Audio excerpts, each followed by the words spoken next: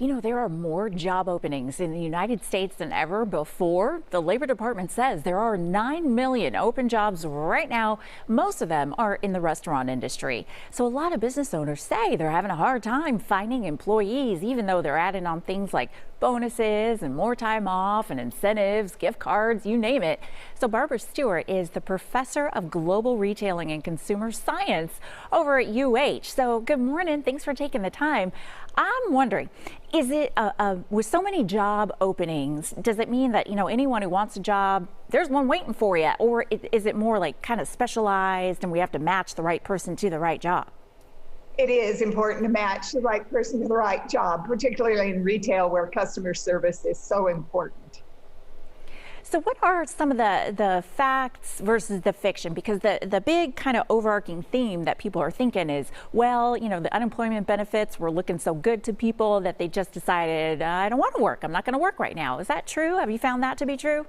Well, people work for lots of reasons other than just a paycheck. Unemployment benefits may play a factor, but one of the strategies that retailers are using to attract quality employees back into the retail force is increasing wages. That allows them to attract and retain higher quality of retail workers, and that is good for consumers and it's good for retail. Is it good for the business owners, I wonder? Because there's been a lot of talk about maybe bumping up the minimum wage. Is that something that would help, or would that actually put businesses in trouble? Well, it does represent a substantial investment for a retail owner or corporate business, whether large or small, to increase wages.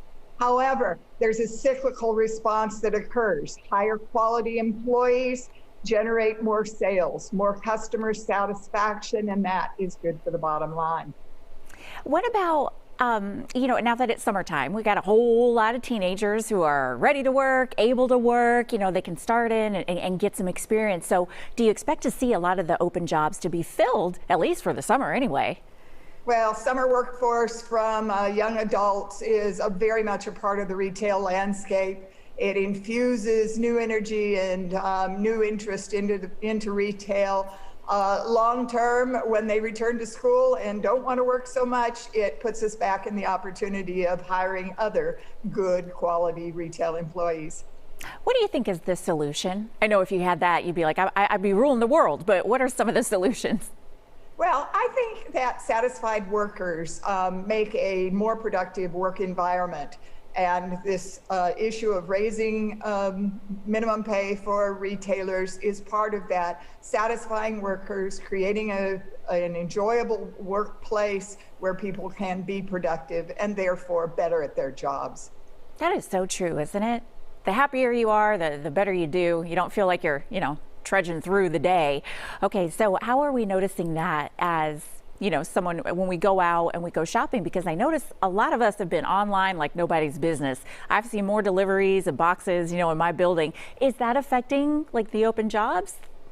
It does to some extent, but even while online retail has taken a tremendous surge and we've become very comfortable with it as consumers, brick and mortar physical stores are very important. In fact, they are the lion's share by far of retail.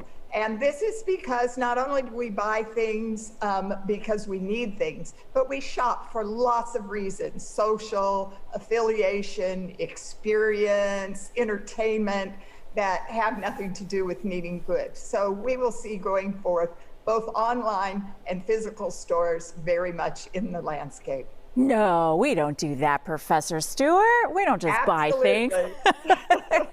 Professor Stewart, thank you. It's good to see you. Appreciate you. Thank you.